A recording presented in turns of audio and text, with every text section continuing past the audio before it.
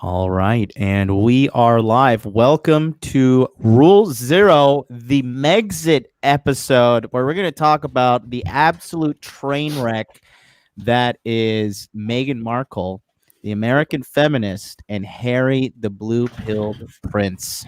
I am joined by Carl from blacklabellogic.com, the man, the myth, the legend, the godfather of the manosphere himself, Rollo Tomasi. He Boy. is he's missing his beanie. If you guys seen it, press one in the chat. It's a new it's a new decade, my friends. It's a new decade. Well, you'll find out why I'm doing this right now.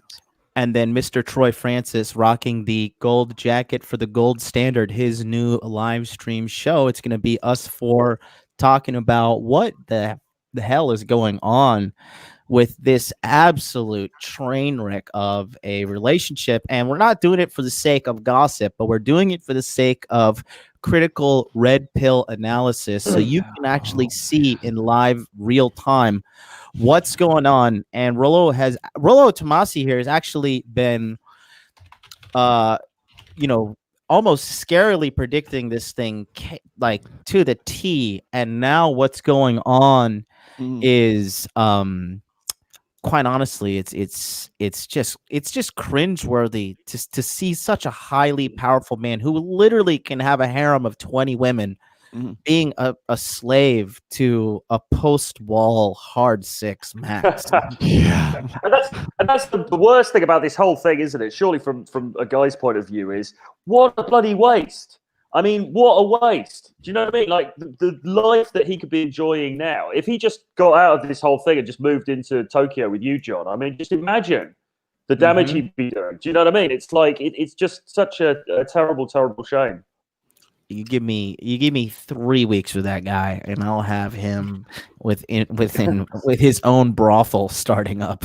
I mean, I don't know. I mean, he used to be a bad, like, wasn't he a bad boy at some point? Like, I know that everybody. Yeah. So, like, whenever here's the thing: is when you're critical of a celebrity of any kind on like Twitter, or God forbid you do it on Twitter, but if you're critical in any way of a celebrity, I guarantee you say something like even just marginally critical of your somebody's like favorite sports star or actor or something like that, people will come out of the woodwork and they will like fight tooth and nail to defend that person's reputation or whatever. But like for Harry, like everybody kept saying, well, he was a helicopter pilot, man. He's a combat veteran. He used to fly Apaches, or he would he used to be a bad boy. He used to I guess bang girls on yachts or something, some shit like that. I remember that back in like 2016, 2017 when people were talking about it. Wasn't who's the other one? It's Andrew and Harry. What's the other brother, the older brother? Troy? William.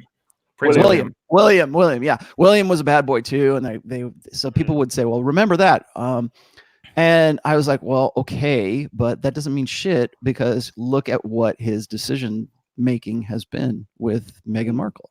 Why is, like, he's the younger brother. He's not the best looking dude in the world, but I mean, he's a prince. He is a prince, and legitimately so. I remember when what was it? Was it when William was getting married, and William had made a decision not to wear a male wedding. Like, I got my wedding ring right here. He wasn't going to wear a ring, and so they were looking at, like, of course, paparazzi were saying, like, oh, look at Meghan Markle's ring, blah blah blah. Oh, what does William's ring look like? And then the story was, well, he's not wearing a ring, and women lost their shit. They were like, oh, I can't believe he's not going to wear a ring. And, it's equal partnership and all this other. They started losing their minds. And I remember one time, like, I think it was an article or somebody in Twitter or somebody had written some blog post about the whole ring situation, like Ringgate, and so someone said, like, who the hell does he think he is? And I'm like, he thinks he's the Prince of fucking England. That's who he thinks he is.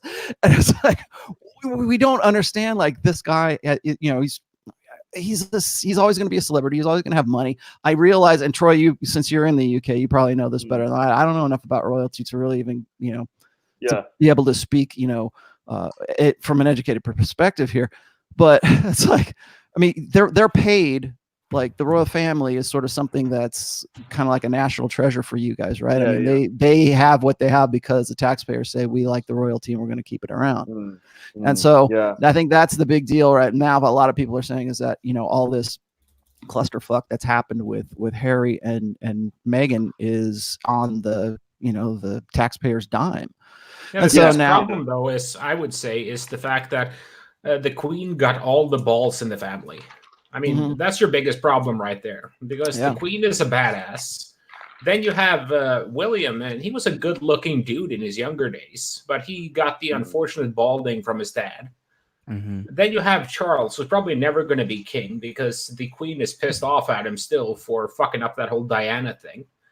And then you have Harry, who he's been pictured naked in hotel rooms. He showed up in a Nazi uniform, and he was kind of the bad boy of the royal family until he. I'm just shocked that Meghan Markle wasn't 3 months pregnant when they got married.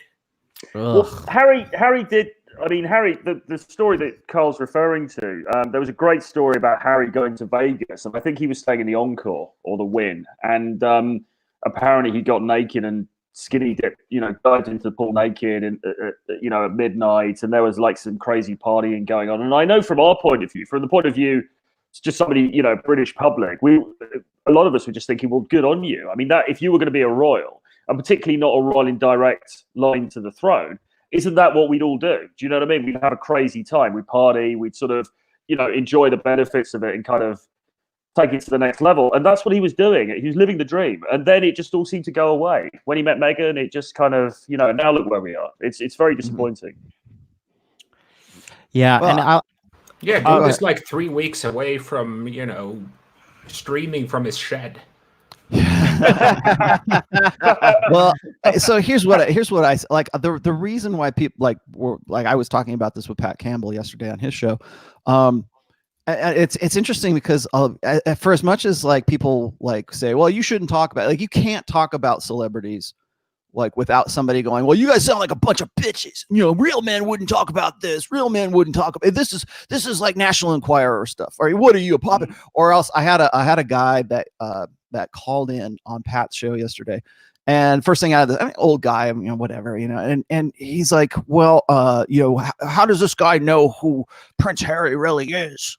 How does he know who? Is he friends with him? Is he in the royal family? Does he know all this stuff? Because he just sounds like he's like it's all speculation and stuff. And technically, he's right. Yeah, it is speculation. And the reason it's speculation is because I can see the patterns. And I think that us being in the red pill, I've seen enough guys go through exactly what Harry is doing right now and how he got there.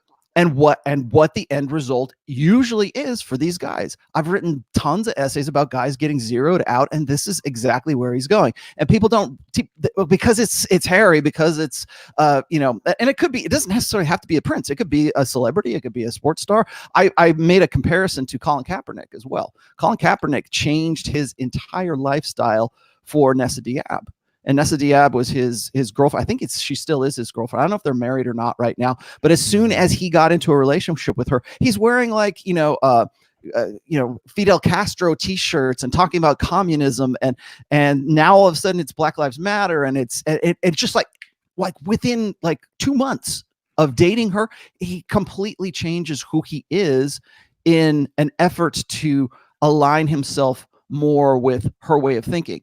And so remember how we always talk about this is like when a chick is into a guy, that girl will, you know, she becomes a fan of your sports team. She starts to like the same food as you. She suddenly has an interest in heavy metal or whatever, you know, whatever your musical tastes are. And so she accommodates herself to be more compatible with the guy that she's really into. Well, when guys are feminized and when guys believe in the feminine primary, you know, bullshit that they, you know, really what we call the blue pill, and he believes that he must identify more with the woman in order for him to be more compatible with her. It's a reversal of that. So when you feminize a man, he starts to do the same thing. So now she's into volleyball. Hey, I want to play volleyball too. I used to play it back in high school, blah, blah, blah, or whatever it is that she's doing. And in this case, like I'm using this as you know, Nessa Diab and Colin Kaepernick. Now Colin suddenly becomes a vegetarian. And suddenly, and I don't know that he's converted to Islam, but now suddenly he's sending out tweets like "Happy Ramadan," or he starts talking about like Fidel Castro and wearing shirts, and now he's taking a knee and doing all this stuff. And really, what was the catalyst? What was the point in which he decided to do that? Now, if I'm critical of that, I sound like an asshole because it makes me sound like I disagree with what he's talking about. I don't. What I'm looking at is I'm saying, look at what's going on and what was the catalyst for this. Now, there's a parallel with Harry and Meghan, because everything that a blue pill guy would do, just like Harry is try to do anything he can possibly do to accommodate his wife, his girlfriend, the woman in his life. So suddenly her issues and her activism, whatever that is, becomes his activism. And suddenly, like, all the things that the direction, like you can see who controls the frame here. So back in 2018, I put out a tweet, and I think it was 20. Is that when they got married? I know the kid is about 8 months old right now, so I think it was like married in spring. Yeah, 2018. They got married on May 19th, 2018. And 18. So yeah, right. So my tweet was in March, and my initial tweet about Harry and Meghan was in March, like about the middle of March, and it was in response because people kept saying, "Can you believe that Harry's not getting a prenup? He didn't get a prenup." And I'm like, "Well, yeah, because he's a beta chump." And look look at the signs. He's marrying a woman who's 36 years older than him. She's she's been divorced once. She's a C-list actress. She was on what was that, Deal or No Deal? She was one of the prize girls on Deal, and so you see all this, you see the writing on the wall. And when you've been in studying intersexual dynamics for as long as I have, and not even I have, you guys can see this too. You see the patterns. And so I made these predictions, and I said, if he marries this woman, he will end up killing himself, because what will happen is he will accommodate her, and she will, because she seems very borderline personality disorder, BPD, for anybody who needs the acronym. And it seems to me, and well, now and then, that she's going to control the frame. She already had the frame. If you look at the body language, John, if you look at the body language between those two, and you see all the stuff that's going on. Corey's right. She'll end up cheating, because now look what they've done. Look what she's done. She's already put some distance between the crown, and now she's in Canada. We're going to split our time. How much you want to bet she spends all her time in Canada and he spends most of his time in Britain? And at some point, go ahead. She's already gone to Canada, hasn't she? She's already skipped the country. So immediately they made the announcement. She's off already. She's there. And he's there. I'll say this. There was that famous quote. Just I think before the wedding, they were organising the wedding, and Harry said to he was having an argument with one of the courtiers about some aspect of the wedding, and he said, "What Meghan wants, Meghan gets." And clearly that's been very telling, because we can see now how this has gone. But I mean, one thing that occurred to me yesterday when I was chatting about this on my channel was that you can't, by definition, you can't get a more blue pill guy than Prince Harry, or one of those princes, because they are in the oldest family in the UK. They are tradition itself, so they are by definition traditionalists. So they are such easy marks for this kind of thing. I want to chime in something as well. She took off to Canada and she left their baby behind. So for me, I mean, that right there, if I had a wife that would just, and she had a child with me, like, what are you doing in Canada? Like, if a woman loves you, she's by your side. There's how many times my lady lays down on the floor next to me when I do my live stream, because she tells me she doesn't want to be in the room alone and she wants to be next to me. When a woman loves you and she's infatuated with you, the last thing she's going to do is go off to let alone girls' night at the club, but another country. My personal theory is this: she's just another entitled hoe, and she took a shot at getting in with this royal family, and she got all the clout, and I think that everything was just too much for her, and now she's kind of scrambling. Another thing that a really big red flag for me, they had the baby 1 year exactly after the marriage. Like typically girls who are toxic and like calculating, they want to pump out a kid quickly, so they put their claws in the guy. She knows that she has some kind of lifelong attachment to him. A similar woman who does this is Cody Garbrandt. He married this chick, and as soon as he got married with her, he's the former UFC bantamweight champion. After he married this chick, he became the champion.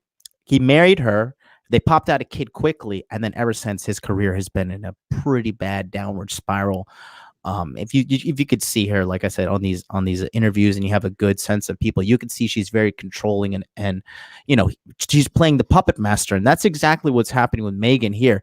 I want to read the initial statement that came out via the official Instagram. So this was what happened right here. It says, because they are now leaving the royal family to an extent. It says, after many months of reflection and internal discussion, we have chosen to make a transition this year and starting to carve out a progressive new role within this institution. She's manipulating this idiot to try and change the royal tradition, and that's not good. We intend to step back as senior members of the royal family and work to become financially independent while continuing to fully support Her Majesty the Queen. It is with your encouragement, particularly over the last few years, that we feel prepared to make this adjustment. We now plan to balance our time between the United Kingdom and North America, continuing to honor our duty to the Queen, the Commonwealth, and our patronages. The geographic balance will enable us to raise our son with an appreciation for royal tradition into which he was born, while also providing family with space to focus on the next chapter, including the launch of our new charitable entity. We look forward to sharing the full details of this exciting next step in due course as we continue to collaborate with Her Majesty the Queen, the Prince of Wales, the Duke of Cambridge, and all relevant parties. Until then, please accept our deepest thanks for your continued support. The Duke and Duchess of Sussex. I'm vomiting.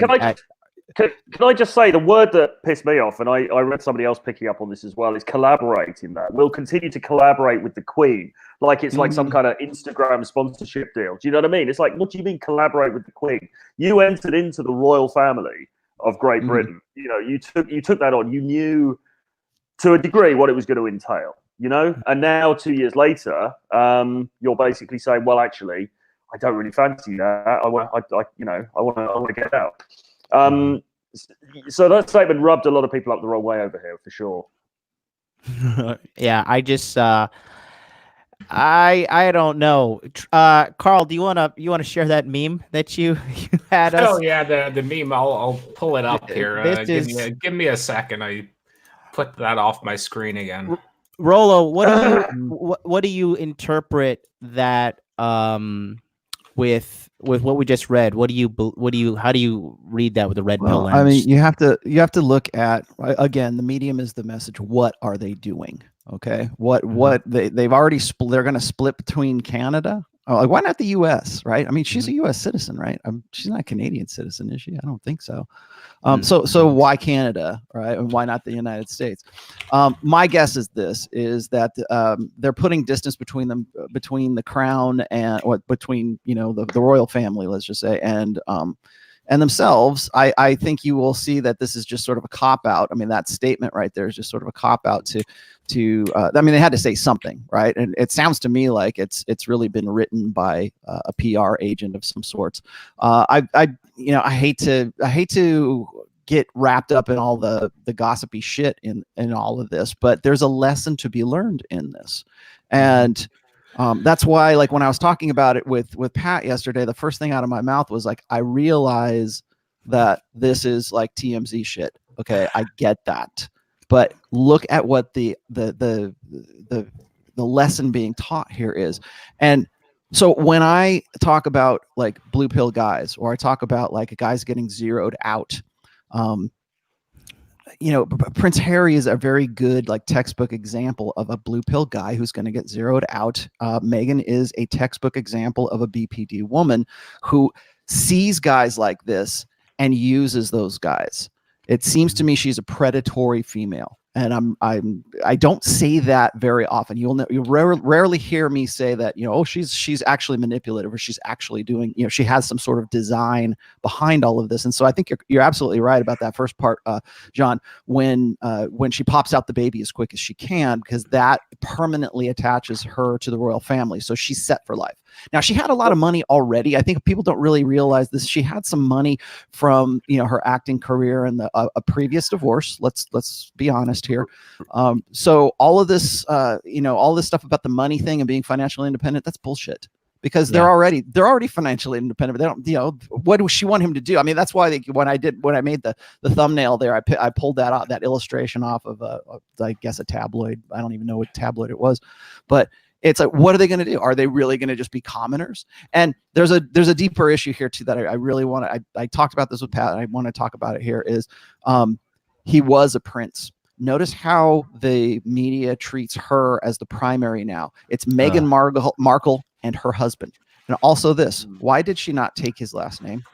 Why is she not Meghan, whatever? What is their last name? Well, he doesn't have a last name. That's kind of the thing. Prince, well, it was one of Prince Philip's biggest things. And I think this is one of I might reveal how much I know about European aristocracy at this point, but Prince Philip never got to give his kids his last name, Mountbatten. So they use Windsor, but they don't really have last name in the same way the rest of us. I mean, she would never take the name Meghan Windsor in the same way that Kate didn't take the last name Kate Windsor. She's the Duchess of is it Wales? Cornwall. Princess of Wales. Cornwall. Yeah, Cornwall. Yeah, she's always referred to as the Duchess of Cornwall, not by her last name.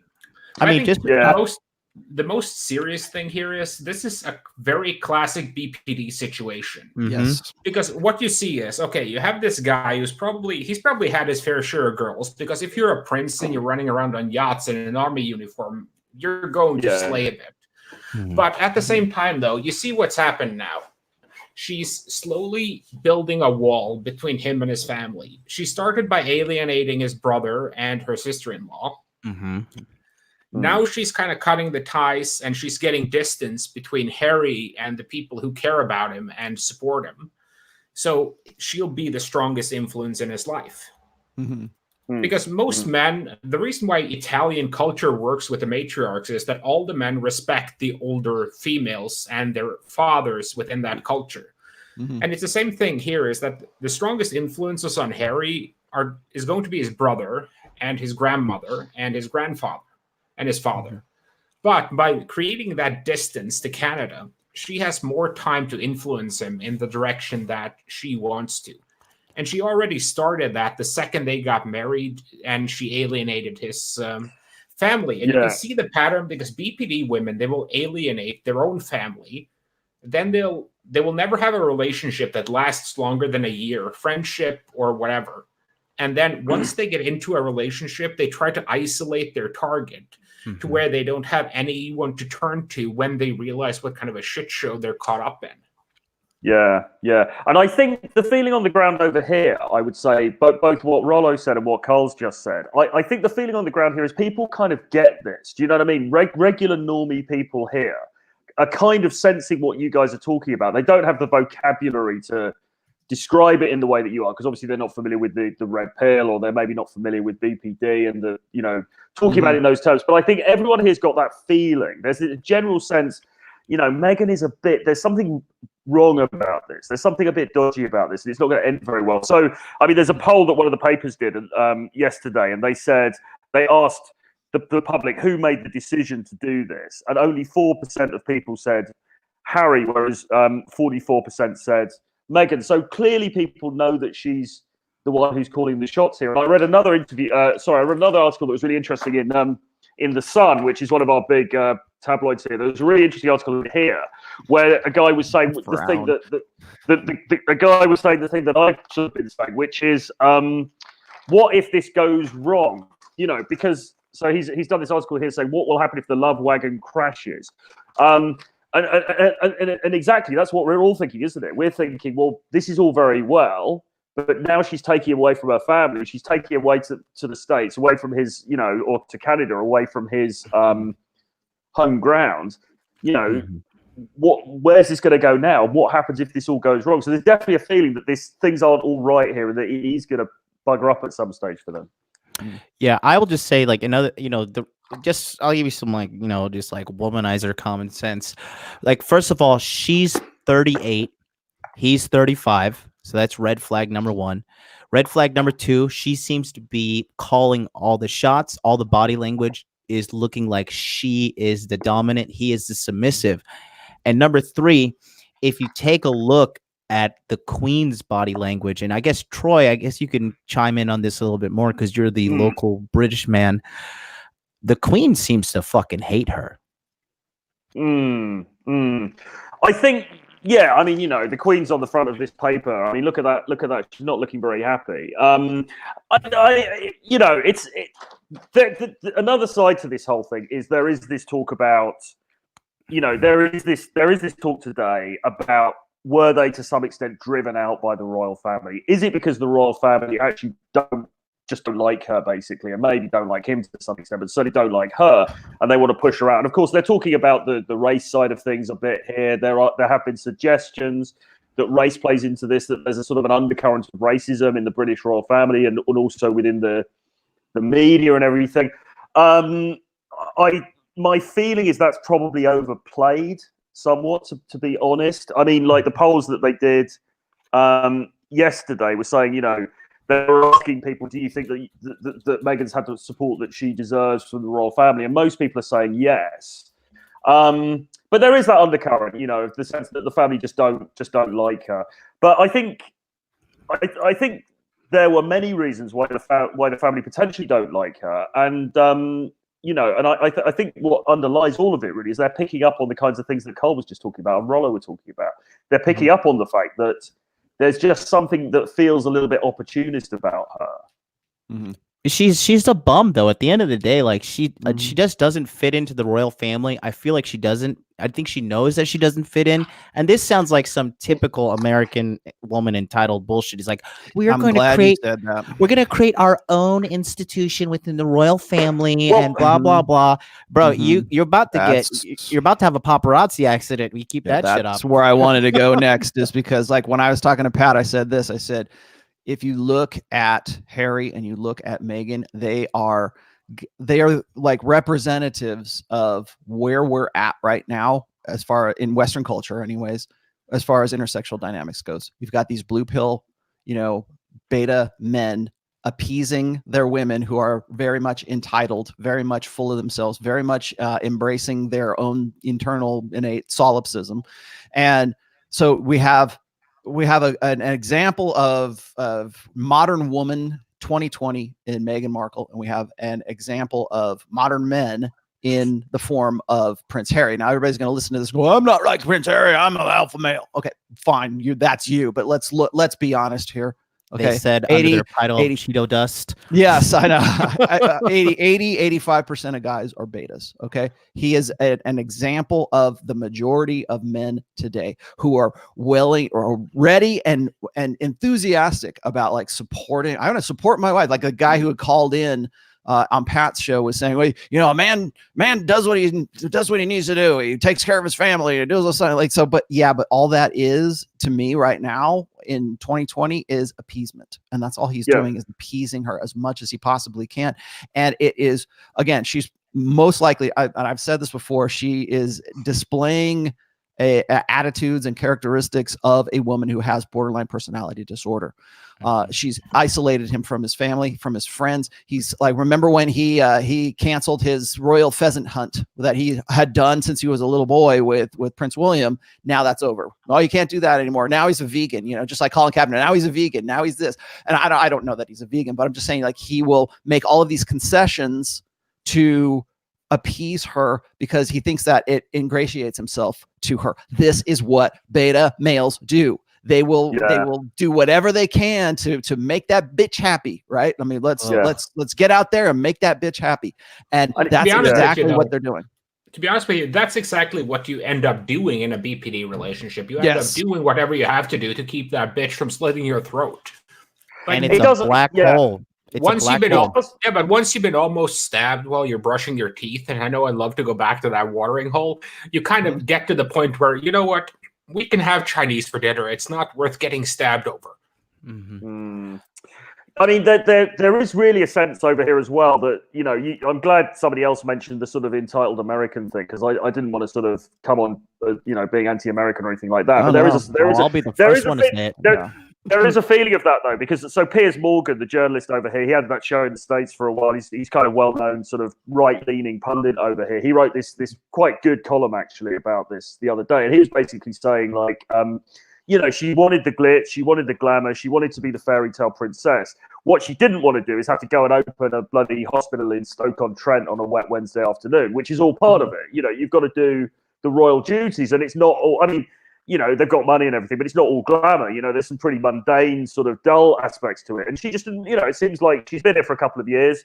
She thought, well, actually, I don't really want to do the boring stuff. I just want to do the fancy stuff. So, you know, can we move to America and have a glitzy life over there, Harry, please? And he's just said yes. Yeah. Katie Hopkins was saying the same thing. A lot of these people, like, and it wasn't really hard to figure this out. That's why when in 2018, and everybody thought I was like wishing ill will upon Harry by saying this guy is on track to being zeroed out and likely killing himself. Like he is that beta. He's that beta that will, if he loses his wife, if he loses his one. I mean, if you look at the way that he, like you were saying before, it's the body language. Whenever they're together, he's always like looking at her almost like mommy. Like if anybody has read my body language essay, there's a part in there where I say that most guys who are in who don't have frame in their relationship, what they will do is they will reflexively and naturally do this. They don't even realize they're doing this, but their body language displays this want to sort of kiss up to, like, I call it, you know, I love the I love mommy pose. And the I love mommy pose is like she's looking out, like trying to look all sexy, and the guy's like, you know, up to her. And in a lot of maybe these are staged right here, but like in a lot of these, you can see the body language of him really leaning in and you know, so we can tell a little bit out about the relationship as far as that's concerned. But when you look at this kind of stuff, and when you see the writing, I'm very good at pattern recognition when it comes to this. I think a lot of people are. That's why I said I think he's probably going to kill himself. And whenever somebody sends me a link about these two, I always put tick tick tick tick tick, because that's it's just the countdown until the shit hits the fan. She's going to probably So what do we think is going to happen? I think she's probably going to cheat. She's already. I think she's already setting herself up for it. Yeah, she might be. But I also, somebody sent me a link to an article that was written by her BFF, like her best friend. I guess they're hanging out, and I will guarantee you what will happen is she will get with the BFF. He'll be in Britain. She'll go do a weekend in Vegas, and suddenly there'll be, you know, unrest in that whole situation.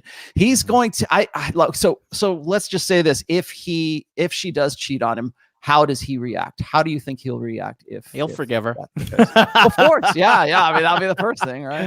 Yep. I want to point out something, Royal. I should have been better. I should have been better. I should have been a better prince. Damn it. And he'll come out with some fucking statement. I'm a sucker.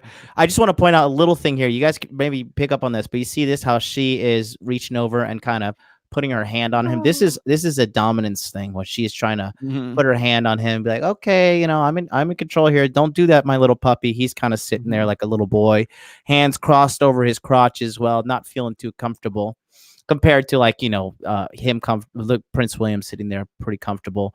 And I trust this one, but I definitely don't trust her, man. There's so much treachery, and I don't know. I just see her just as bad news bears all over up and down, man. So let me ask you this, and do you predict, obviously, him being zeroed out? Do you think she will divorce and leave him to go have a fucking sisterhood, yaya traveling pants or whatever, like eat, pray, love moment? Can you say? I mean, I don't know if anyone's got a picture to share of the best friend, the BFF, but she looks like I'll a dig major. It up. Yeah, I have. She looks like a major. She looks like a major thought. I saw a picture of her sort of like embracing on one of the front of one of the papers earlier, and she just looks like, you know, and she posted that thing on Instagram, didn't she, about strong women like look challenge in the eye and then wink and all this kind of thing, and it's just all a bit sickening, really. And I think as a British guy, Jessica Mulroney, Jessica Mulroney.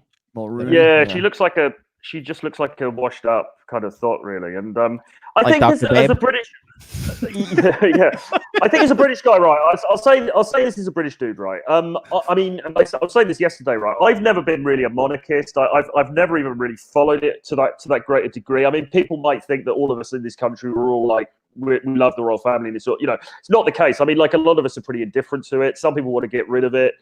And some people are really into real monarchists. So I've always been a bit indifferent. I've never been that interested. But the feeling of this, if this is what it looks like, and this is basically he's being led off by this woman, and ultimately it's not going to end well. And there's perhaps even intentionality behind it.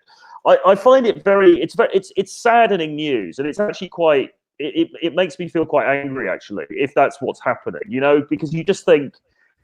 This is just not right. This shouldn't be happening. And it's sort of like a slow car crash that we're just watching, and we can't do anything about it. So, well, again, I want to go back to it. What do you guys think is going to happen? She's going to divorce him? Like, can a royal member get divorced? Yeah, they can. But what I suspect will happen is she'll just cheat on him, and over time she'll get increasingly overt about it. And then give it a couple of years, and they'll be having an open relationship and be really progressive. And then the queen is going to step in and beat the shit out of someone, because this is essentially what happens when a modern man and a modern woman meets a centuries-old institution. Yeah. And you know what happened with Diana. I mean, she started banging an Arab 6 months later. She's dead in the tunnel. Yeah, well, I mean, I think this girl really, like I said, this is like ultimate power of a woman, because she was able to get in there and seduce this guy, and she's older, she's got fucking powdered eggs, and she's able to ensnare herself in this man's mind. And I think, like I said, it all goes back to me. It was like she was led by her ego, and she got all this attention. She was drunk with power. She got the fucking wedding, everything. Then the responsibilities and day-to-day pressure of being a member of the royal family started to come upon her. And in true American woman fashion, she didn't want to do any work. So now she's trying to manipulate and get her way out of it.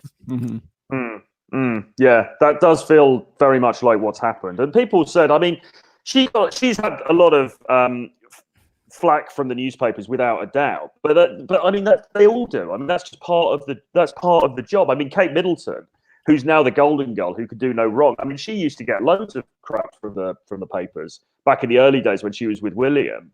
And you've just got to ride it, because that's what the job is. I mean, it's largely like just like I guess a novelty now, isn't it? I mean, they have no power or whatever. It's just like people just simply want to talk about them. But I like what Carl was saying there a minute ago, is like you're looking at this old school institution that is running headlong into the new social contract. They are the monarchy obviously is the old social contract. If you go and you look at the prior princesses and and when it came, like somebody sent me a link to I forget the name of the princess. It was back in the 70s, and she had like an affair with a guy who was it was kind of like Andrew Tate of the 70s, and she would have him over, or she'd meet him in the Caribbean or something like that. I gotta dig that article up. But it seems to me that since the sexual revolution, since the late 60s up to where we are right now, what we've seen, I'm writing an article on this right now, by the way, is we're seeing a lot of this old school institutions and our attitudes and our understandings of those old school institutions smacking headlong into what we think ought to be. Like I think one of the reasons why we see SJWs right now and feminism has reached militancy at this stage right now, I think it's because it's a response by people trying to force fit what they think is right today into those old school institutions or the old social contract. And really, when I talk about like intersexual dynamics, I think a lot of guys don't realize that, like, when a guy gets zeroed out, for example, and a guy like kills himself or sets himself on fire because of the divorce laws, or his kids are being taken away from him and he wants to kill himself and kill his family and whatever else.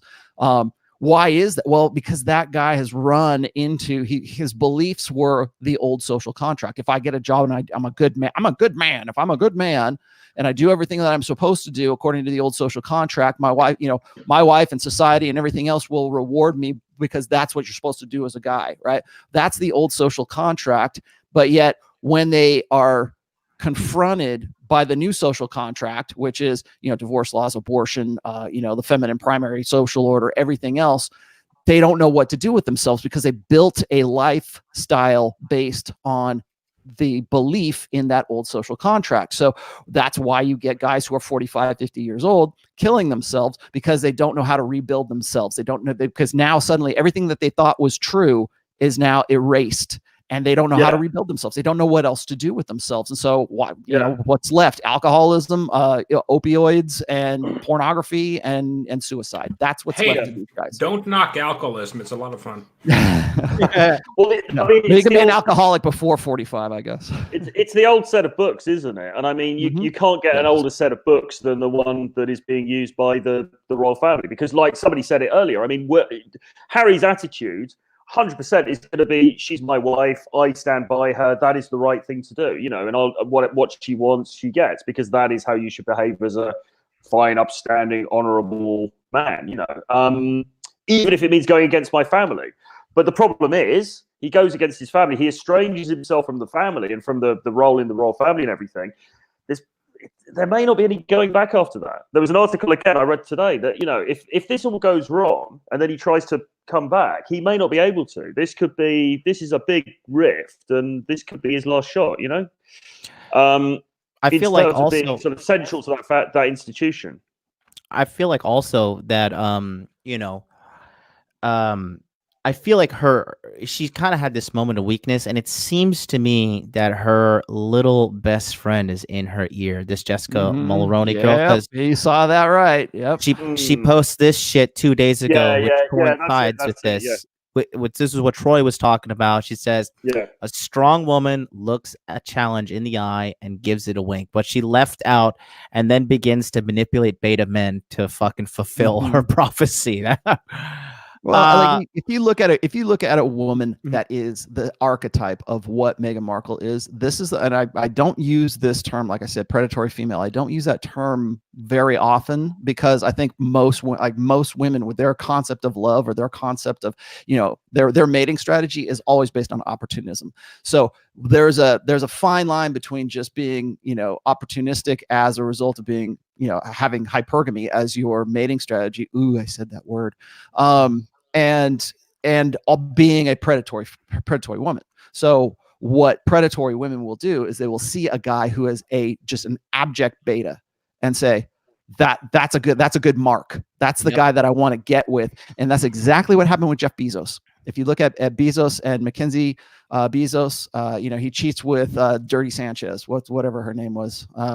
And she has the Sanchez chick that he's with. Like, why would he could be like, Jeff Bezos could be living like fucking Dan Bilzerian if he wanted to. He's got more money than Dan Bilzerian. He could go and have, chicks in Maui and shoot videos for the rest of his life and be just as happy. But he doesn't do that because he's blue pill, because that is his mindset. He is a beta and he's blue pill, and he wouldn't dream of having sex or getting with a woman who is, half his age or whatever. He's going to go for the 49-year-old. The girl, the chick is like old. I think she's older than Mackenzie, the Dirty Sanchez, whatever her name is.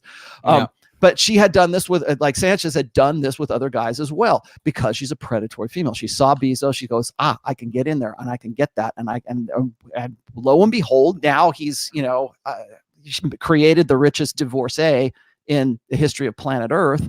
And who's he with? The 49-year-old girl, because she got in there. She's like, so predatory females, the women who see and they understand the difference between an alpha male and a beta male, And when that beta male has a lot of resources, he becomes a better mark. Like most women don't want to get with the beta male. They don't want to get with the guy because most beta males don't have that kind of money. They don't have that kind of attitude, whatever. Maybe they're good provider and they're a good man and they're dutiful and loyal and everything else. Great, that's fine. But they don't have the kind of money that a prince has, and they don't have the kind of money that Bezos has with resources or even the status. Because sometimes that beta male is still beta, but he's like, maybe he doesn't have quite the same kind of money as Bezos does, but he has status, and she wants to be photographed next to him. She wants to be a part of his world right there. Like this guy is, if not the richest man in the world, he's pretty close to it.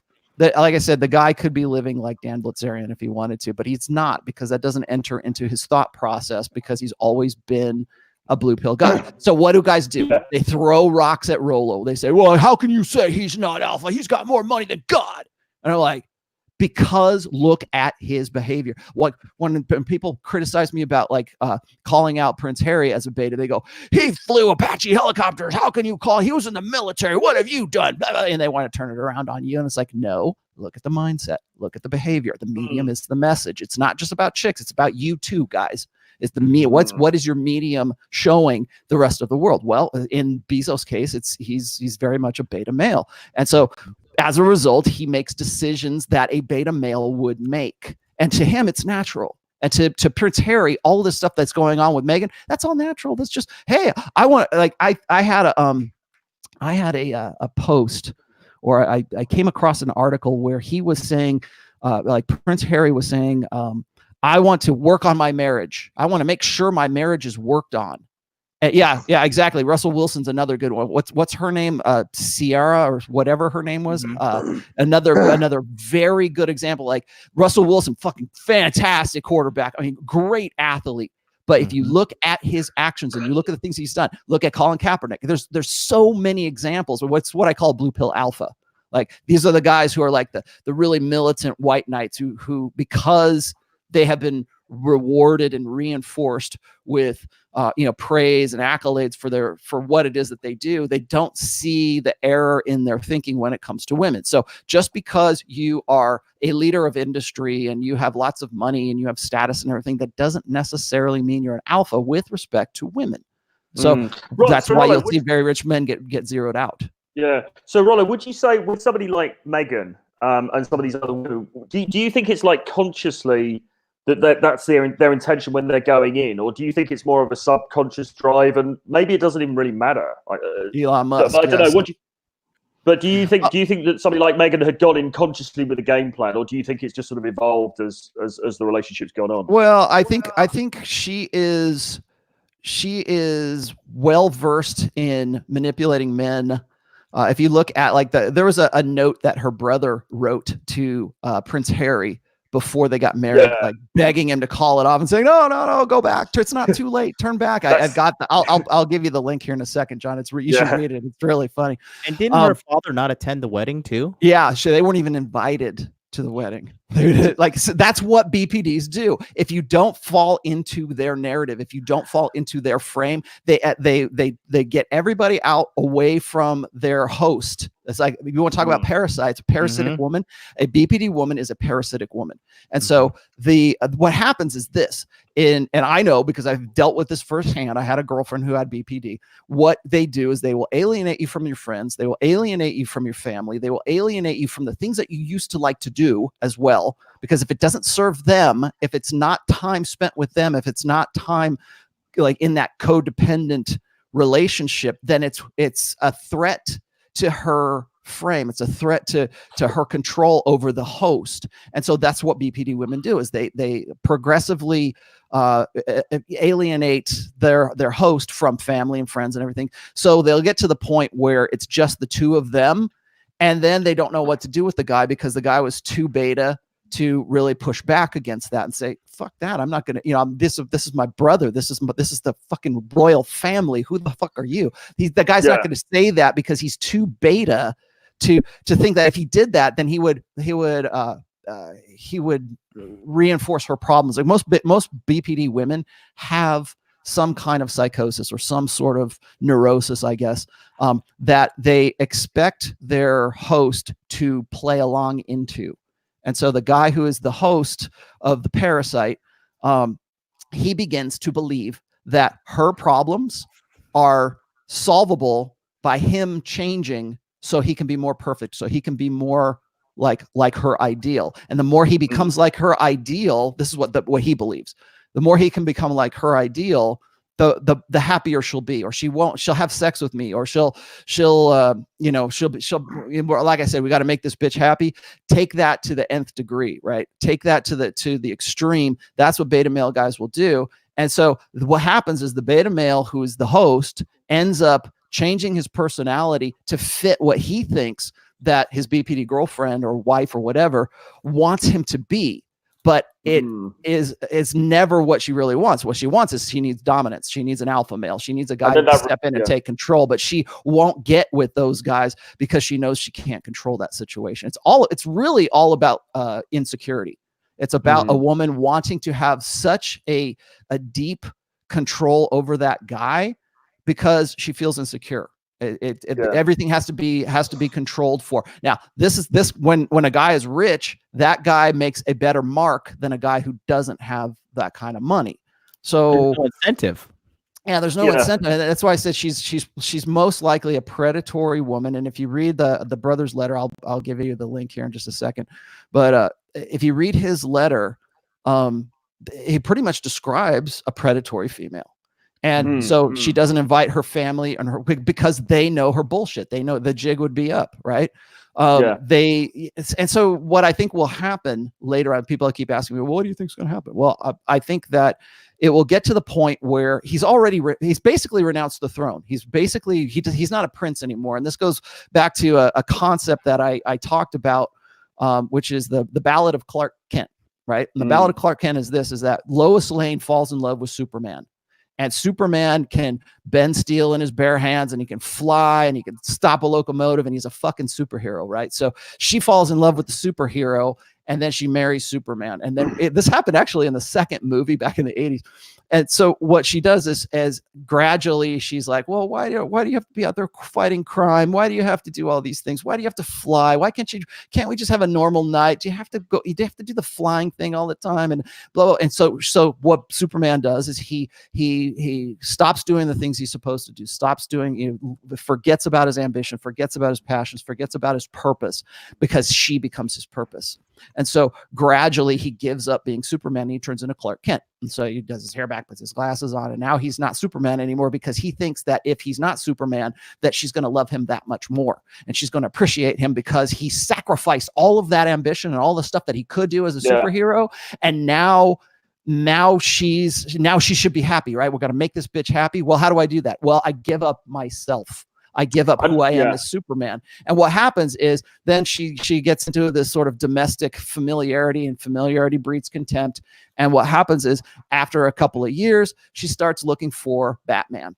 She starts looking for the guy who is the dark, and he's a superhero. And suddenly the guy who was a superhero is this boring, mundane, like beta male piece of shit that she's just, he's so boring. He doesn't do that thing with his hands anymore. He doesn't fly anymore. What happened to the magic? Blah, blah, blah, blah. Because she wanted him to turn into something that he really wasn't. So she ends up, and this is the joke, is that Lois Lane ends up fucking Batman, and then the Superman is like, why would you do something like this? I did everything for you.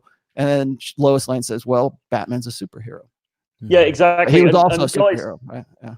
And in terms of actionable advice, guys need to bear this in mind, because this kind of shit happens the whole time. It's not just about Harry and Meghan and these people. It's sort of like, this happens. I see this happening the whole time. I mean, a friend of mine I was talking to the other day was just telling me, he'd given up a large part of his work for this girl because she didn't really like what he was doing, and he made all these changes, and then she just went off with some other dude. And it's like, if you make these sacrifices, you're enabling her betaization of you, if you like, and then in the end you become the beta, and she loses attraction, she gets bored, and she goes off with somebody else. So you can't submit to her frame in that way, because it's just going to end badly for you. Yeah, I would just go, like I said, going back to all this.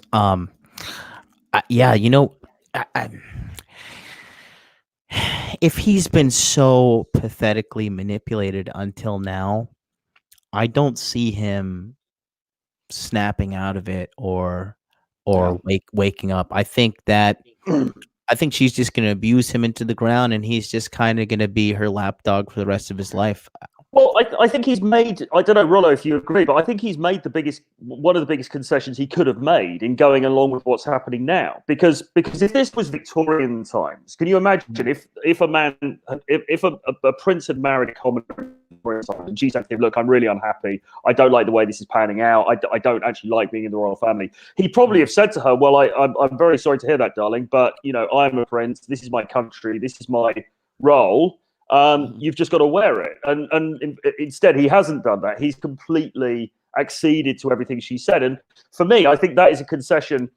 She's going to subconsciously take that on board and go, well, I can do what the hell I want now because he's conceded his family. He's conceded his whole bloody lifeblood to me. Yep. So, I could do anything.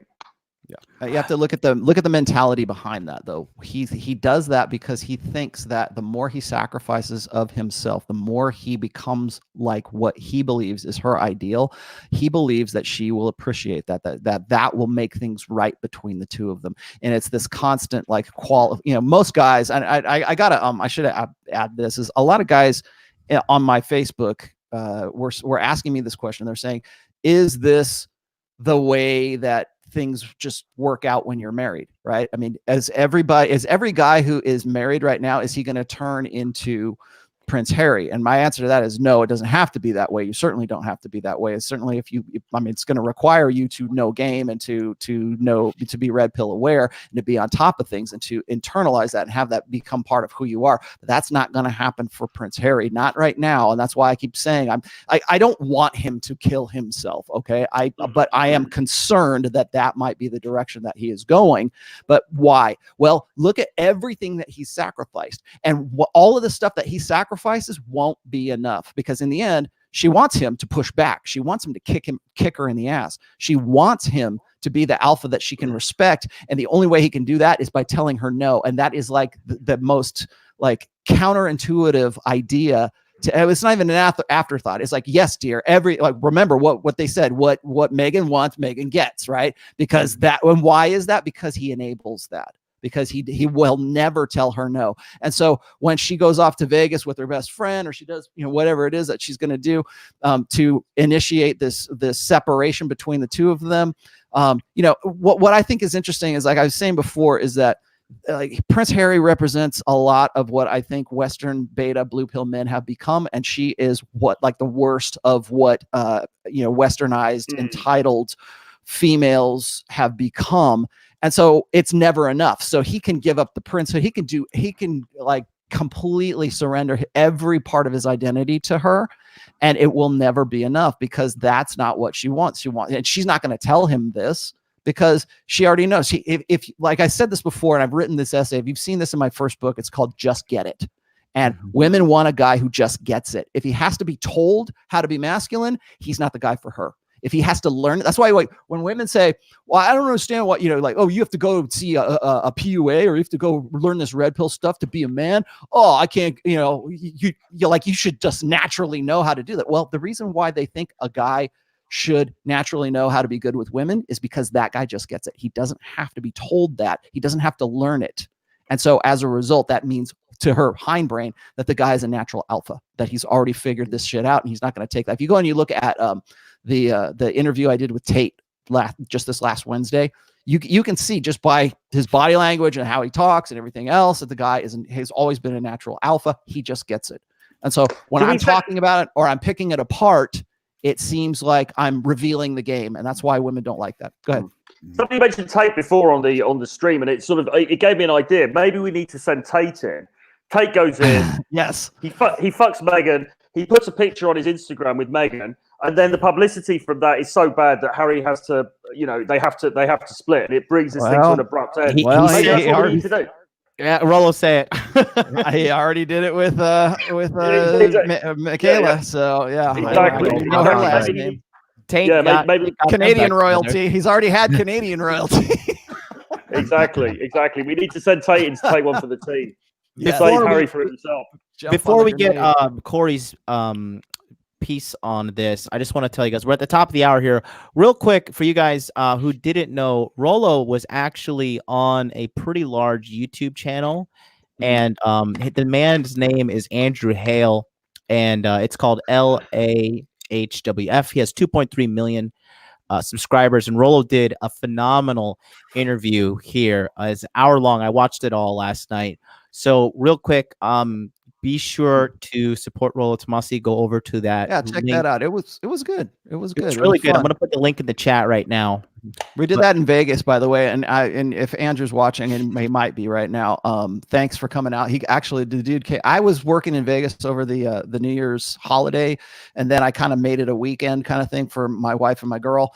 And he actually came out for one day. He specifically drove out from Los Angeles to Vegas to do this interview. So I want to thank him for his troubles. But I think it's about an hour and 15, hour and 20 minutes. Hour 15, yeah.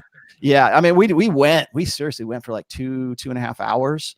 But so he's kind of chopped this thing down. It wasn't a live stream or anything like that, but it was really good. He's a good dude. I think he was a film student at one point. I think that's where he got his chops from. But it's really good video. Go check it out. Corey, welcome to the stream. Let's just hear it. I know I know you got a monologue stored up. I know you got a monologue, a profound one stored up. Oh my God, guys. Well, first and foremost, if you didn't see the writing on the wall, you got a lot of work to do. You guys said it in the beginning from the get-go. How is it when you have like the peak level of like hypergamy bait that you're gonna take a fucking post-wall 38-year-old who is not she's not sexually viable, right? At the end of the day, a man's genetics is trying to find the best and the most fertile option for him to spread his genetics. Why would you even run the risk? Why would you run the risk, right? But it's this idea, and this is like what I'm talking about. You would not believe it how, man. So I served in the United States Marine Corps for 9 years plus. You would not believe the amount of men in the military that are the ultimate white knight. They are the vanguard of the white knights, right? And this is essentially what Harry is doing too. So just to also put it in there, when I was in Afghanistan, I served with British 40 commandos on the front lines of Sangin, Afghanistan in 2010. Harry was flying Apaches at that point in time. I'm pretty sure, rumor has it, that he was flying after one of the most intense firefights I've ever been in. He was flying overhead and, gas and fools. So I got some level of connection to it, but the fact of the matter is, right, there's no level of power that you could possess that's going to stop you from being a white knight, right? This is what's going on in our society today. It's going to sound a little crazy, but we men have created a civilization so comfortable that we've even cucked ourselves out of positions of power. We've sat here and we've tamped down our own masculinity, our own sexual strategy in order to rise women up. And the problem that we're seeing now in today's world is people are being celebrated for doing these things, but at what cost? And that's the biggest question we got to ask ourselves is what cost and when do we stop, right? Like this is essentially a business. When we start to see losses and we start like, okay, so we got to judge our society based off of our strategies. So when we start to see the level of losses that we're dealing with right now, when do we turn that point? And that's kind of where a lot of this stuff comes down to, where that old saying goes of, hard men create good times create soft men create bad times, and so forth, right? So that cycle. That's kind of where we're at right now. Now, the lesson I want a lot of you guys also to take a look at is this. I said it in the chat earlier. I needed to read this just in case. Anyway, yeah, it's so crazy. Men will literally get married within 3 months of meeting a stripper, right? We would go after the craziest, most broken women possible, and we would just try to always convert them. And I'd say, and this is what I talked about a lot in the chat, uninitiated men are still boys. They're males, right? And the problem is they still have this attachment to mommy, right? It's like an umbilical cord that is still always attached to them. They always have this identity that mom was this perfect being. I try to tell guys now, I talk to guys in the war chat. We have these webinars every Sunday. I tell guys, in order for you to get away from your blue pill ideology of pedestalizing women, you need to realize that your mom fucked you up more than your dad did, right? The reality is we're living in a world not of daddy issues. We're living in a world of mommy issues. That's really what it comes down to. Preach. We have surface level. If we were going to take a Freudian look at it, it's daddy issues, right? We have daddy issues because we don't respect our father for fucking giving up the frame in the household. That's really what it comes down to. But then you got to look at the subconscious, or I know you're not a fan of them, Rolo, but Jung, right? So we're getting deep down a little bit lower. You got to look at your mom, because in the household, your mom was looked at as though she was this angel, as though she was the most angelic being, and she did no wrong, and she was soft and sweet, and everything she did was perfect, right? But the fact of the matter is, your mom has probably fucked numerous dudes before your dad, right? And this is what I try to tell guys all the time in the webinar. It sounds weird to even to understand, but in our eyes, we sit there and we think that mom and dad, when they were conceiving us, went on a nice candlelit dinner and came home, and there was candles and roses and chocolates, and my dad treated her like such a gentleman. My mom was this pure lady. And they had sex in missionary, and they copulated, and then that's how I was born. The fact of the matter is, your mom was probably sucking your fucking dad's dick and balls like crazy. He was gagging that hoe like no one's fucking business. Flipped that bitch around and shoved her in the fucking pillow, and then fucking came in her doggy style, and then cleaned his shit up and was like, let's go to fucking bed. You know what I'm saying? You got to get that fucking image seared into your brain right fucking now, right? In order to stop this bullshit of like, I'm going to go find myself a little princess, guys. I'm going to find this princess. I'm going to marry her. Exactly. Thanks, Rolo. Wow. Exactly. Because that's what these fucking idiots do, right? We're going to go get married. I'm going to change my ways. I'm going to stop being a bad boy because that's what mommy would want. So they marry these ideal. Patrice O'Neill said it best. He said, you got to realize that your mom was some dude's hoe. Exactly. And the worst part too is your dad is probably not your mom's first choice, and your mom has probably been alpha widowed probably a couple times too. You know, right? I'll tell she's you got some motherfucking issues. I'll tell you something that's really funny here is, and I have this, it's actually an essay that's still in my drafts folder right now because I'm still kind of fleshing it out, but it's, I want to do a show about this, is how has the red pill affected your impression of your family? How has it changed your understanding of who your dad is and who your mom is? Just like what you're saying before, is like, it wasn't this romantic, love story, roses on the bed, or, like, let's just, have nice, clean, antiseptic sex. And suddenly you are a result of that. And so I've asked this before, and I wanted to get everybody's input, is like, how has understanding red pill awareness changed your impression of who your parents are, or who your sister is, or who your brother is, or whatever? Like when I go and I'm there's so many degrees of separation between me and like Prince Harry. I can say, well, yeah, I looks like he's very much beta, and I'm concerned he might kill himself because I've seen this before. But when it's your own family, when it is like your dad, or like, I have so many guys will hit me up and they'll go, Rolo, I want to give your book to my dad, but I don't think he's ready to hear it, or he's ready to read this kind of stuff. And it's like, yeah. And the reason why you're hesitant to do that is because you're red pill aware. He's not. You know how he's going to take it because you have a new understanding of what your dad is all about right now. So yeah, your dad probably, I try to be, I know that a lot of parents think this way because I'm a parent myself, is you don't want your children to make the same mistakes that you used to make. And so mothers and fathers will try to, represent themselves or present their character as better than average, right? As being somebody who, it takes a long time for like a teenage kid to figure out mommy's actually kind of a skank, or mommy's actually a drug addict, or daddy's a beta, right? Or they, like, you might not even know what a beta is until you get to be about 25 or 30 years old, and you go, oh my God, my dad is a beta. He needs to read. But also, there's going to be things within the marriage that aren't acknowledged as well, though, isn't there? Because the mummy, probably it's sort of like there's, maybe the dad has some awareness that the mum was a bit of a skank before, and maybe he even suspects that perhaps he wasn't her first choice, but they won't have even verbalized that to each other. So there's no way they're going to tell the kids that. It's all this unspokenness in because because you don't want your kids to make the same mistake. Yeah, and naturally, you don't want your kids to make the same mistakes that you made. But on the other hand, it's like you're still human, and you still like what you like. Like my daughter knows that me and my wife still like to have sex a lot. Okay, with that, she knows that she's 21 years old now. She knows not to call on a Thursday night between the hours of 7 and about 9. So, but and why is that? Because she understands that and now that she's 20 time, baby. Yeah, you're damn right.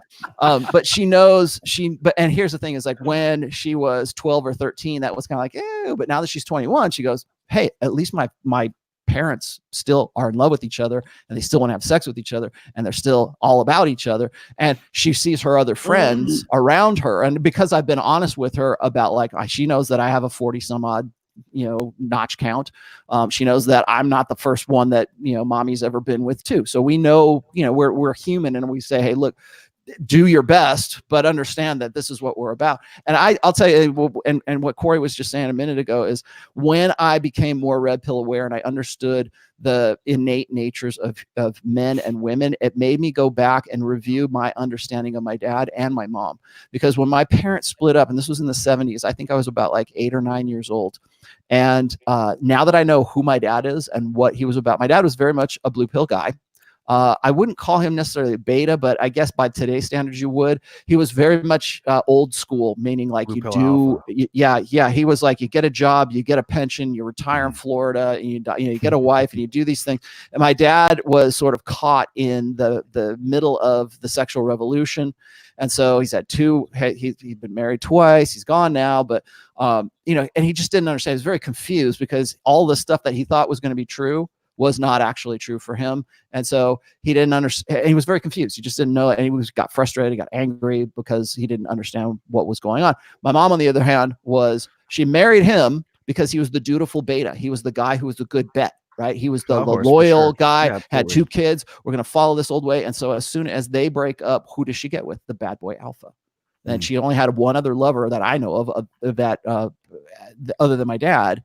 And he was the disco king, cokehead, and was the hot, fun guy that she never had in my dad, because my dad was very much the dutiful, straight-laced, straight-ahead, beta male guy who did what he said and said what he meant, And so I understand my mom's nature as a woman because I now understand, alpha fucks and beta bucks, right? I understand what she was about. I understand what my dad's about. And I had to go back and review that. And I think that reviewing is something that's really hard for a lot of guys to do. It's really tough because we have, like what Corey was saying, we have that image of this pure image of our mom. It's like the Madonna whore complex, right? Your mom is the perfect Madonna who's going to love you unconditionally and all this other crap, when in fact she's just a hoe like anybody else. Rollo, do you want me to read cucumber connoisseur?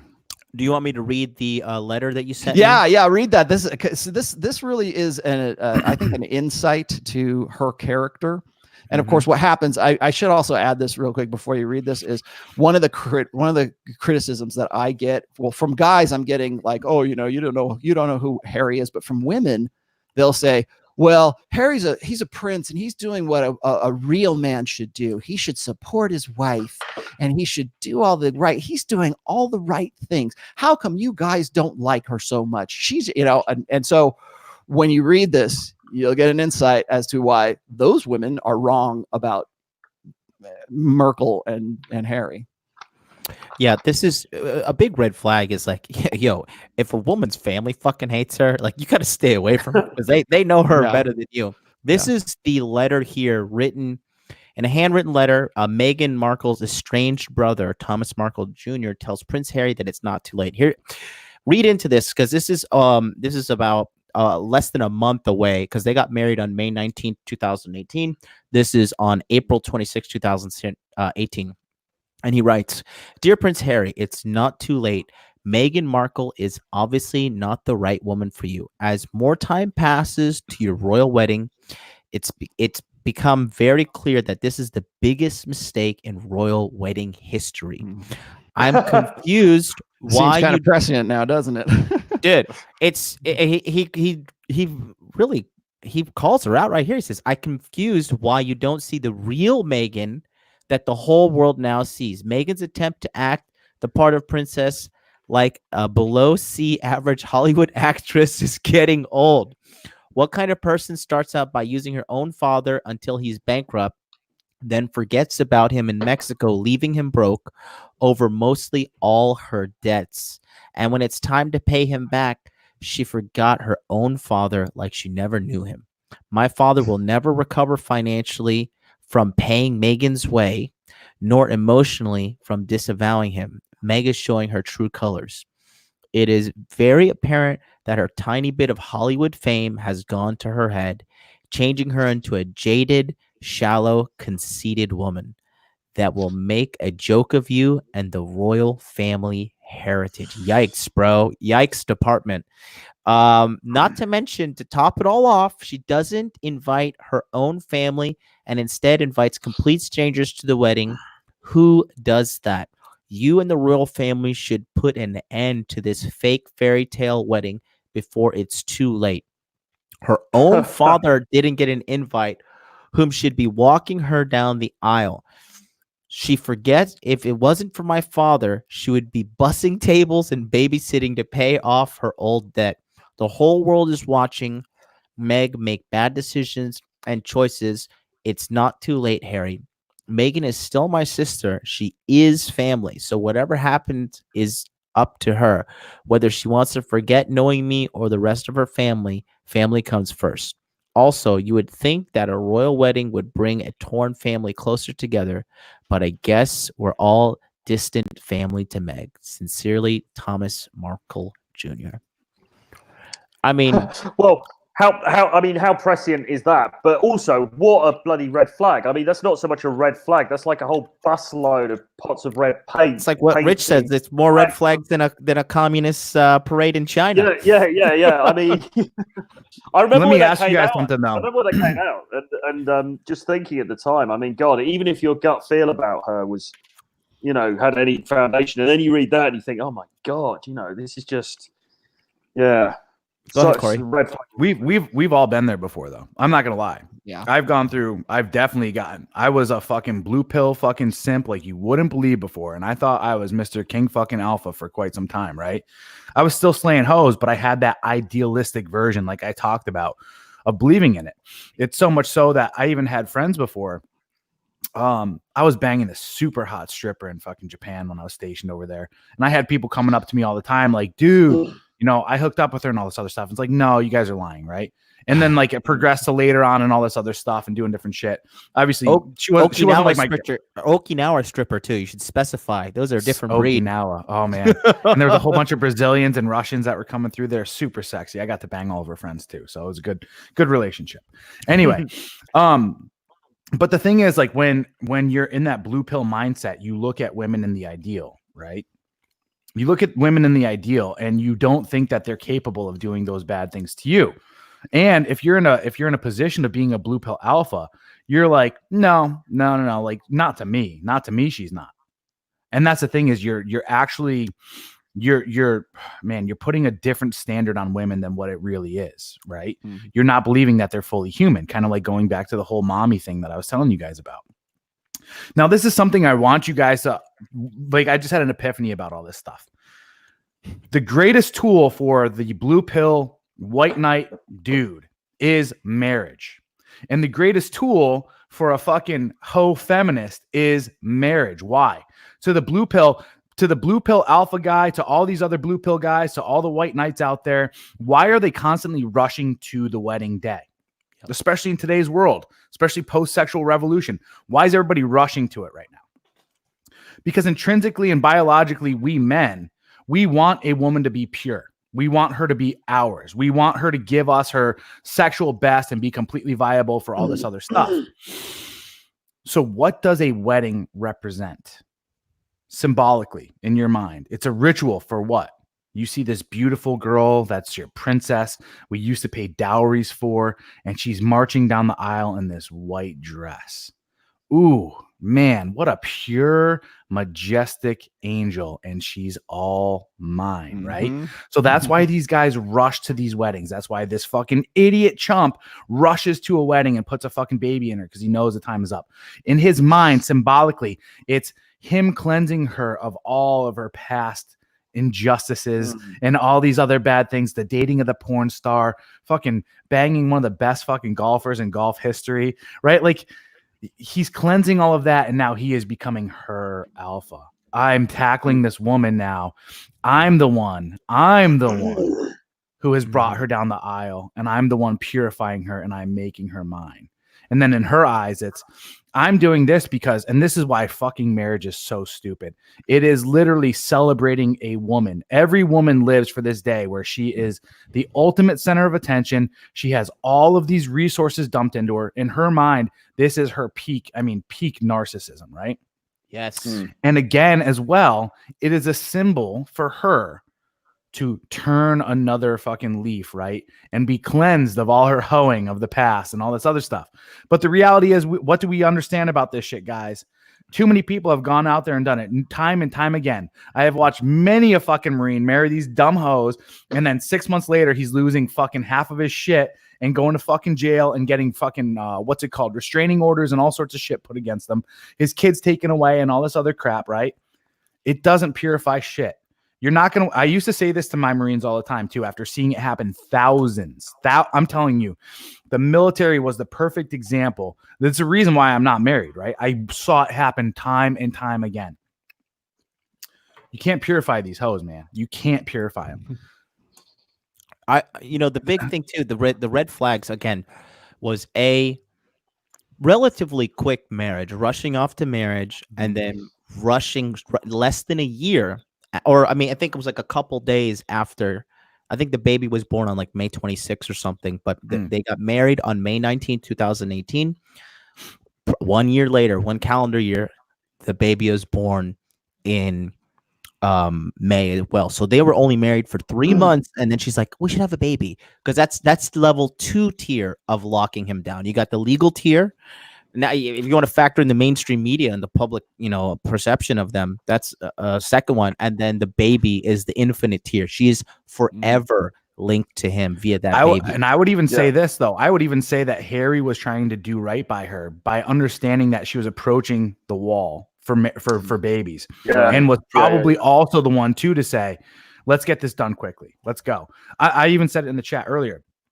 I even bet that they were probably putting her on all sorts of fucking prenatal shit and maybe even running IVF and all this other stuff before the wedding, to make sure that they were going to pop out a kid, because, and this is what I think the goal was. Honestly, I think that the goal was this. I think the Crown tried to invest in a new level of wokeness to stay relevant to the new up and coming Britain. Right. So like, let's recruit this fucking really cute whitewashed black girl, because everyone's complaining about fucking all this other stuff. Let's bring her in, this post-wall feminist. Harry will fall in love with her and all this other shit. It was like, it was arranged at first, and then I think Harry in his this ideal, it's like Tyrion. I don't know if you guys have ever watched Game of Thrones, but Tyrion used to slay whore pussy all the time. He was a little midget dude. Slay pussy all the time, and he was just this debaucherous fool just going around doing all this other stuff. But then finally, when his dad set him up with Sansa, who was a royal, right? He all of a sudden turned another cheek, renounced all of his playboy ways before that, and became a total fucking beta cock, right? Same thing with Harry. Harry bought into it 110%. Oh, finally, they're giving me my prize. They're giving me my toy.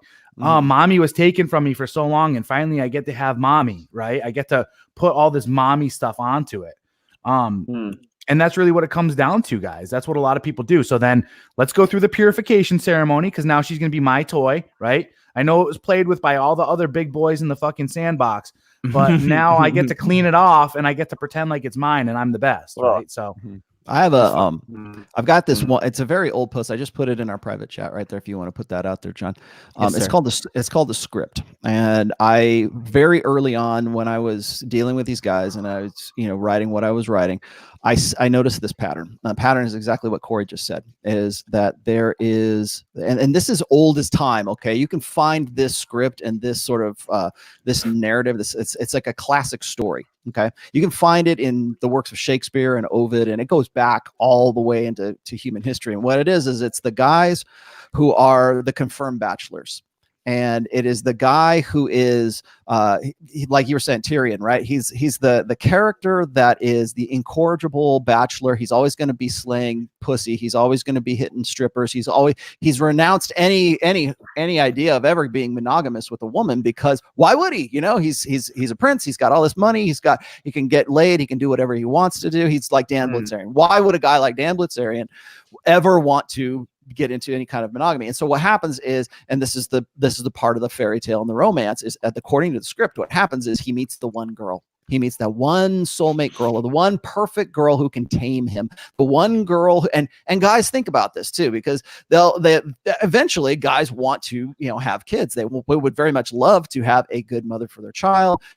Blah, blah, blah, blah, blah. Okay. But what happens is, according to the script, guys will renounce their old ways. And we see this. Who are we seeing this in today in the red pill? Who have we seen this in? And who have we seen this in? And not just Rouge.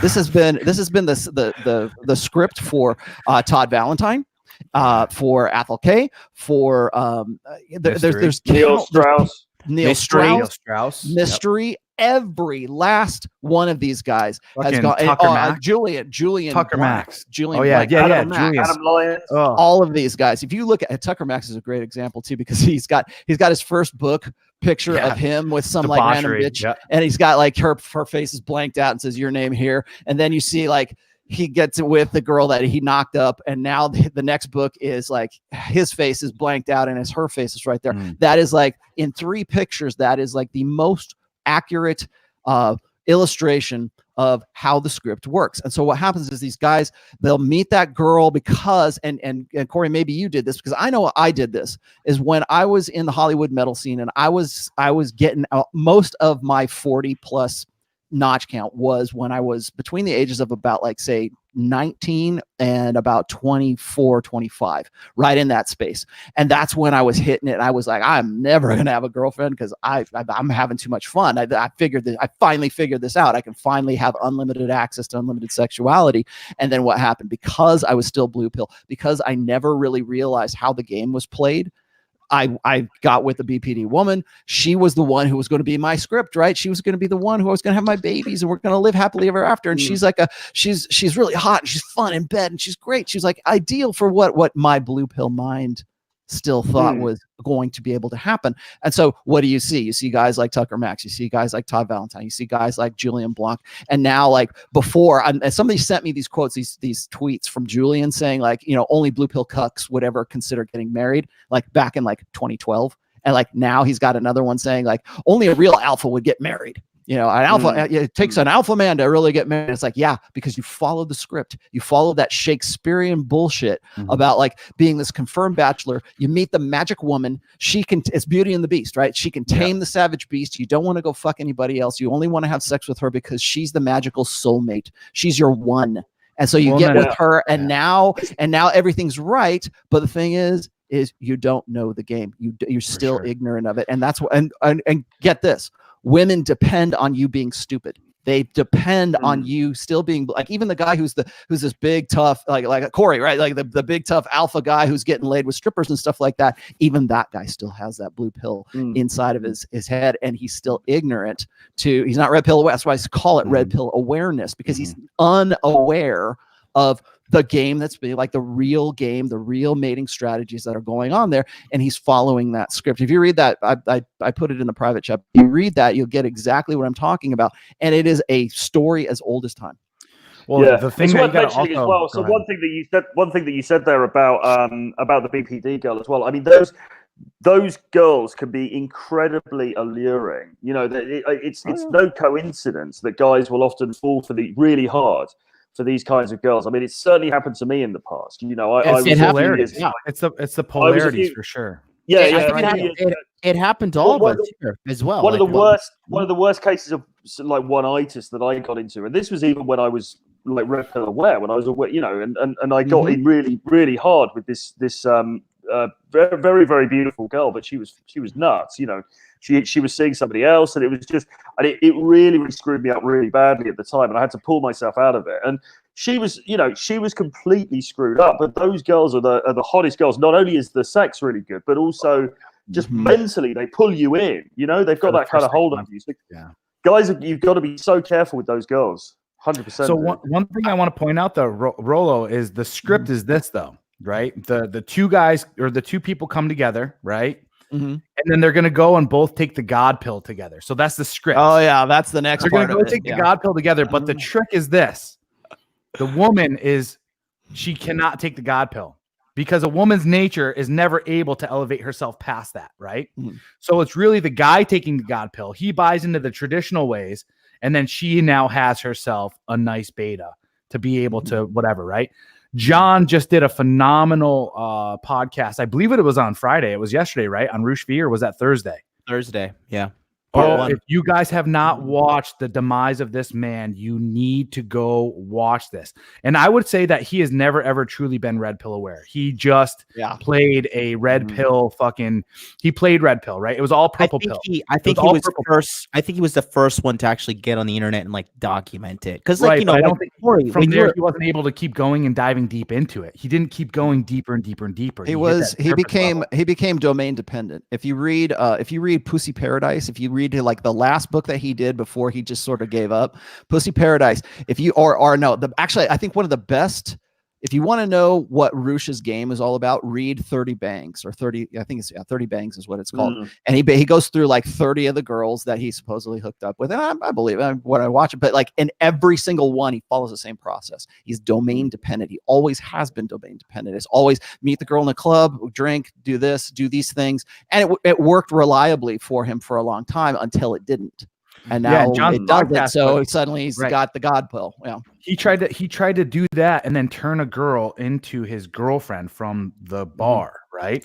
And he started to see all these red flags. But now because he's trying to be orthodox and he's trying to get married, he starts to look past this stuff. He's trying to go into the purification process of turning her into this ideal girl.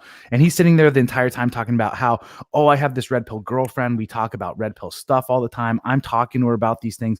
It's like, here's the thing too. All right. Alpha is a set of characteristics. The biggest thing you got to understand, and this is also what Harry tried to play, was, I'm alpha because I'm the prince. It's just like Jeff Bezos. It's just like Elon Musk. I am impervious to any of these things that are going to happen from female nature because society tells me I'm alpha. But the fact is, you don't have the characteristics. You don't have the knowledge. You don't have the practice. You don't have the praxology behind any of this stuff. It's why a dude who can fucking literally, like, for me, I was smashing so many women when I had my gym and I was living in my gym. And my gym looked like Rocky's gym. I had a futon when I first got stood up there. It was in the back area. I had everything kind of all scraggly or whatever. But when I tell a girl like, hey, come back to my place or come back to my gym, it was exhilarating. Oh my God, I can't wait to go see what this guy has, how it's going to be. I played into this whole thing, right? Fucking tattoos, biker, big jack dude, come back to my gym. And girls are just like, oh, okay, cool. Right. So I didn't have to have this alpha status, but I had the characteristics. You guys feel me? Now what it comes down to is absolutely. Now what it comes down to though, is maintaining that frame and maintaining your boundaries. And that's the first thing to go when these guys get into these relationships. You guys were talking about it in the chat. He's going vegan and he gave up the fox hunt that he did every single fucking year, right? With his brother and his fucking father, right? This is part of their tradition. First thing to go, right? Boundaries gone. My identity is yours. Colin Kaepernick, same thing. I'm going to mold into your frame. I'm going to do this. This is what it now means to be, right? This alpha kind of individual. Absolutely terrible. Same thing with Roosh. Roosh was in a constant struggle. Instead of just being like, hey, it's this way or it's the fucking door, there's now a conversation, right? There's now a conversation about how we can come from this egalitarian mindset of how we're both going to control the relationship. And it's like, no. There's a captain and there's a first mate.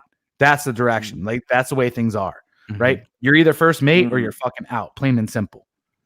And most guys don't have the balls. We were talking about this in John's webinar last night. Most men don't have the confidence today to walk into a relationship and be like, my terms, my fucking terms, plain and simple. That's how it's going to be. Yeah. Which is really what Harry should have done. He had the most fucking power to do so, you fucking idiot. What are you doing? He had the most power to do so, and he's in the fucking royal family. I mean, like, that is, you know, he should say to her, look, this is, I appreciate I'm sorry that you're not happy. I appreciate there are things that maybe they're not going as you wanted them to go, but this is my life. This is my family. This is my tradition. This is my lineage. This is my country. And he's basically forgotten all of that because of her, because she's whined. You know, this American girl's come in and whined about stuff she doesn't like. For 38-year-old roast beef. For fucking 38-year-old roast beef, this guy threw away everything. I would have full-blown AIDS if I was fucking Harry. He gets so much fucking pussy.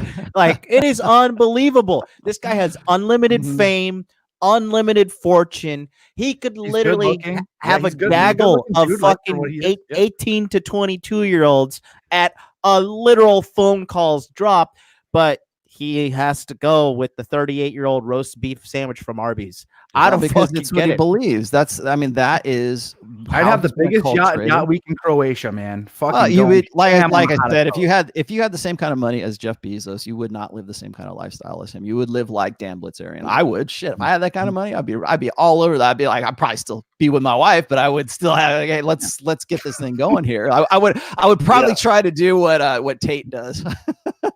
But it's funny because the guys, like a guy like Harry, doesn't understand it. He doesn't see. He's completely like ignorant to like having any kind of insight. It's not even like a thought that enters into his brain that maybe I'm being manipulated. Maybe it's guys will say, well, he's being naive, but it goes beyond being naive. It's how he's been raised. It's what we do. That's why I keep coming back to this, is Harry is representative of a generation of blue pill men today. And how did he get to that point? Well, because he was raised from the time he was 5 years old, and look who his mom and dad are. Okay. But raised since the time he was a little boy to where he is right now, to defer to the feminine, to say, mommy, please, mother, may I, can I do this? How, like when I always talk about mental point of origin, it's you need to think about yourself before you think about others. You need to and it needs to become part of you. It needs to be reflexive. So when you're faced with a decision, the first thing that enters your brain, and you're not like consciously thinking of this, it's unconscious. You are the first thing that you think of when you have to make a decision. And then maybe your wife or your family or whatever else comes into play, but you have to be the first one. What I think happens right now is we teach little 5-year, boys from the 5 years on up to make sure that they think about other people, and make sure they think about girls, and make sure they think about what mommy thinks and what your girlfriend thinks and what your wife thinks, because wifey becomes mommy after a certain point. And so what happens is they'll get to what this is it's really a social engineering effort, is to get these guys, to keep them ignorant until they can become useful, because we've changed. Where another thing I'm writing about right now in this most recent essay is we've changed the dynamic of monogamy versus now we're leaning over into polyamory now, because, and we've been doing this really since the sexual revolution, but we're doing it because it serves a female imperative. They can get the best of both worlds in two different guys. So they can mate and reproduce with the alpha, and then they can live happily ever after with the provisioning beta. Now, the thing with Meghan Markle, she held out, and this is what most women do, is they'll get to be 35, 36 years old. They're childless. They've never been married, and they're wondering, well, how come these guys only want to have sex with like young women? And so we put the blame for their bad decisions back on guys, because they're not playing.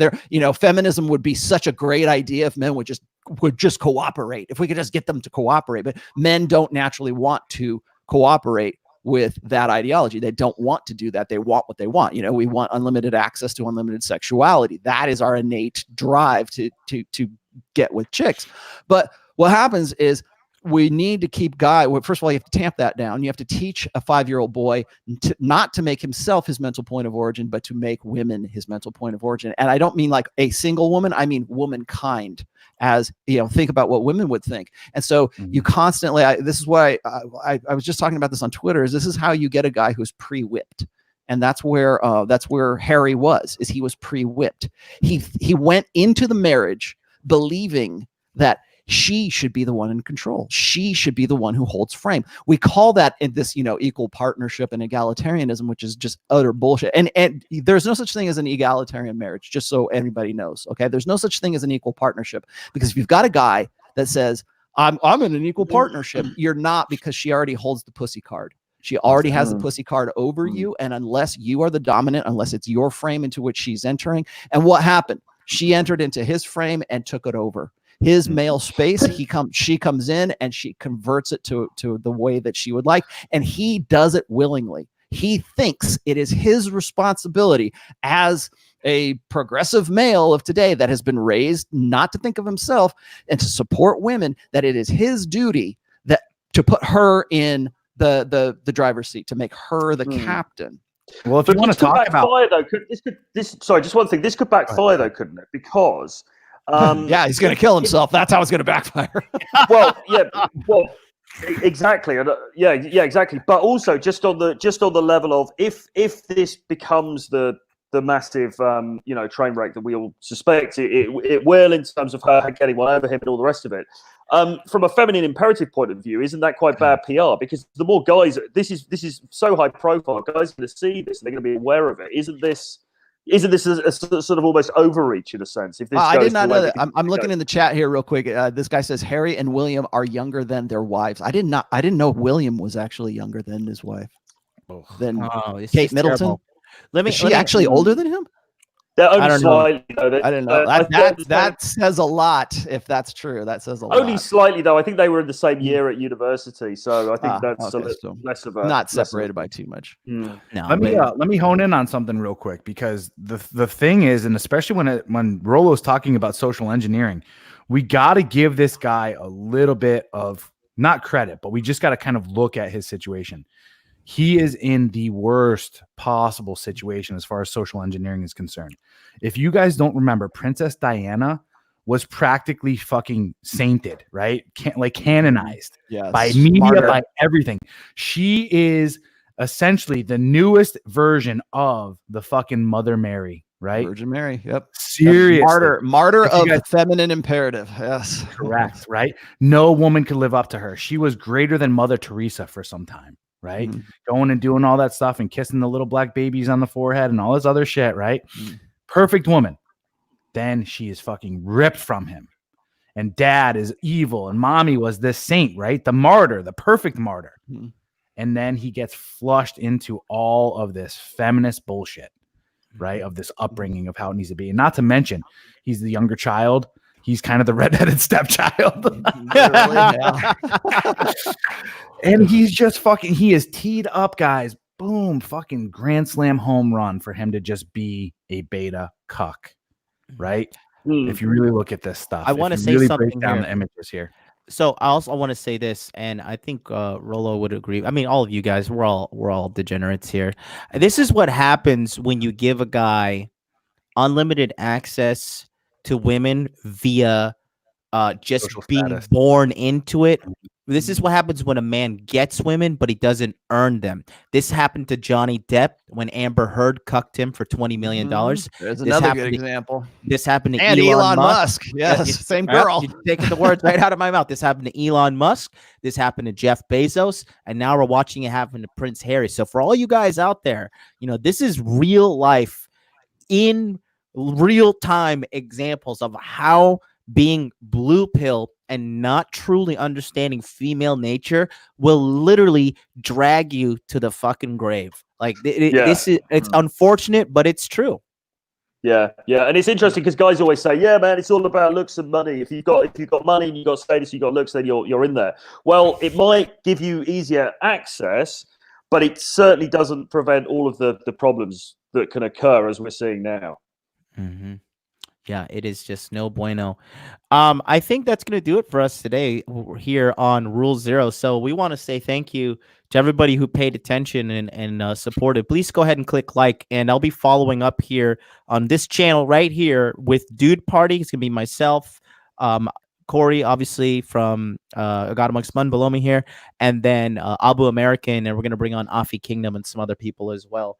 So, Rollo, do you want to give your updates before we? Yeah, I do actually. As you can see, I have taken off the beanie. Things are changing a little bit for I'm in the process of redesigning Rational Mail right now. Once again, I think it's time to freshen it up for a new decade. I am deep in the weeds with book 4. So if I am not responding to your emails for requests to do counseling, that's why. I'm trying to apply myself as best I can right now. I'm busting my ass to have this book available by the end of March right now. So I am doing that. I'm still doing my own shows. I will be on tomorrow with Pat Campbell. We were off last week because I was in Vegas, but I will be back on this week. I also, if you haven't seen it yet, I had a really great interview with Andrew Tate once again. I have talked to him, and I think we're going to make this a monthly thing. So he and I are going to probably do a monthly show where we just talk about whatever. And if you guys want to give us some ideas of what you want us to talk about, we'll be happy to do that too. And in this case, I'm happy to do that. Also on this Wednesday, I will have Aubrey Huff. If you guys are familiar with Aubrey Huff, he was actually played in the World Series a few times in the early 2010s, I think.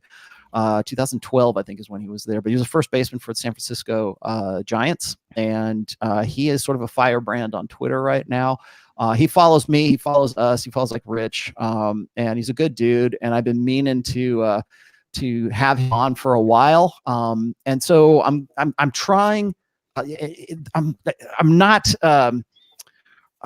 I don't think this is any secret, right? So what I'll tell you right now is I want to expand beyond just the manosphere. I think what we need to do is, one thing that 2019 has taught me is that we need to reach out beyond. That's why I did Andrew Hale's interview in Vegas last week. That's why I'm doing stuff with Aubrey. I'm trying to reach out beyond what we consider the manosphere. So I'm doing a terrestrial radio show in Chicago with guy Mike, and I'm doing some other things. I'm really trying to expand, our reach, for this show and for the Red Pill in general. Anybody who's seen my interview with Josh Fluke, that was sort of testing the waters right there. So expect more of that from me in the future. I'm trying to sort of get out of what our little sandbox is right here that we call the manosphere. And then, of course, we're also working on an event. So in case you guys were wondering, I don't know where it's going to be just yet, but I'm favoring Las Vegas at this point. So that is my what I'm doing. Troy? Yeah, thanks, John. Join me on my YouTube channel for video content and audio content Monday to Friday. So Monday I have the podcast coming out, then Tuesday, Wednesday, Thursday, Friday videos. I've been doing a lot of live streaming. I'm looking at doing a show on Wednesday with Corey, where we're going to be talking about ayahuasca and spirituality and other stuff like that. So we're going to finalize the details on that, but look out for that. Aside from that, just follow me on Twitter, Renegade Playboy. Get my collection of 10 books about dating, game, the sexual marketplace, etc., etc. It's called Renegade Dating Blueprints. Get it for $39 at the moment. Full value is $250. So do get on board with that. You can see the link on my Twitter feed, and I'll spam the chat with it here. Get on to my daily email list as well. I've got an email list. I send out an article free of charge Monday to Friday. Again, the link is on my website. It's on my Twitter. So do get onto that, because if I get deplatformed from everywhere, and you never know these days, I'll still be able to sort of keep in contact and get content out to you guys. So that's it for me. Okay. Corey, you want to give them a quick little update? Gentlemen, if you are not following me on YouTube, I go live quite a bit as well. A God Amongst Men is my channel. I just put the link to my channel for auto subscribe in the chat. So go and hit that up. With that said, you're going to hear me talk a lot about two things specifically. My online dating mastery course, as I believe that online dating needs to be the foundation by which you are getting the majority of your sources for dates. If you're terrible at that, I break it down as a 10-year veteran. I have over 200 lays, not just from online dating, but obviously just a good majority of it. I've kind of broken down the science of how to set up your profile, how to talk to women, how to set up the dates, and so forth. So if that's something you're interested, obviously go to my YouTube channel, and you will see in the description below for that. However, if you're looking for like one-on-one or a group type of environment for you to better yourself in the masculine sphere, how to make yourself kind of the new age Renaissance man, as that is the type of individual that is going to be getting the majority of women in today's world. Join the War Tribe, www.thewartribe.com. It's a men's forum, but I do a weekly webinar on Sundays where I field question and answers and help you kind of unfuck your life in the mode of what's the most prominent thing that you need to fix right now. Got a good group of dudes in there. Lots of growth. We're looking to hit the big areas of life and make you better this year. So check out all three of those things, and yeah, it'd be great.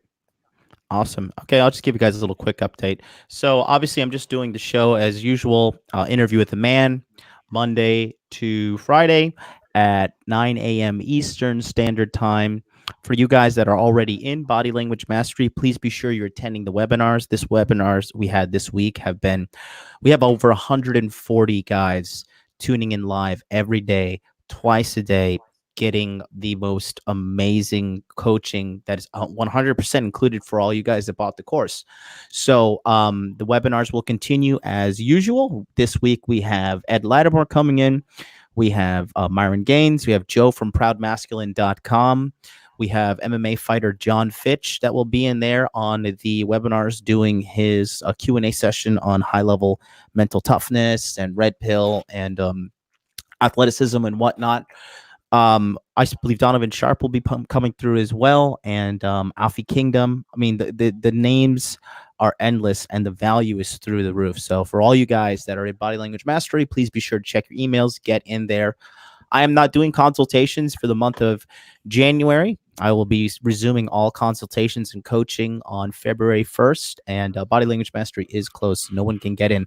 But do stay tuned on this channel as we're getting ready to launch Dude Party here in about 5 to 10 minutes. We're going to talk, me, Corey, and Abu American are going to talking about, does your notch count matter? And we're going to talk about this very important subject. So on behalf of all of the members here of the Rule Zero Cast, we want to say thank you for tuning in, and we will see you next week. Until then, peace out.